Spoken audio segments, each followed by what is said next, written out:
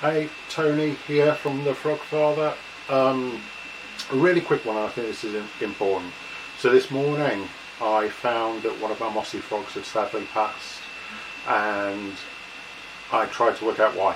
And essentially I found the reason. So what I wanted to do was quickly share my mistake so that others don't make the same mistake. So what I use is reverse osmosis water.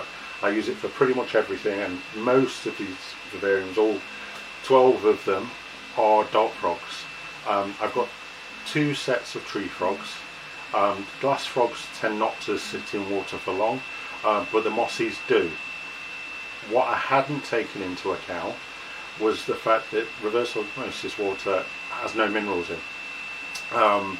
And whilst they were fine in their old viv, because it was an aged viv, it had all of the stuff in that it needed to have in, I moved them temporarily into another viv and topped it up with more water.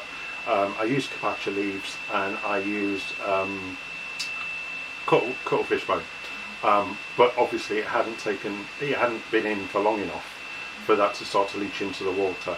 So essentially one of my frogs passed because the water was too clean.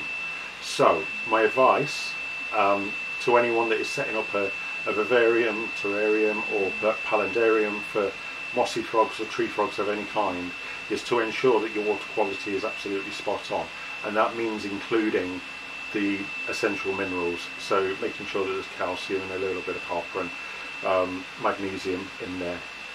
Now I know that you'll be dusting your feeder insects, but you know, using pure RO water with a semi-aquatic frog, it's not a win, and I found that out to my detriment today, and just wanted to share that with you guys and hopefully save a froggy life. Alright, thank you, bye bye.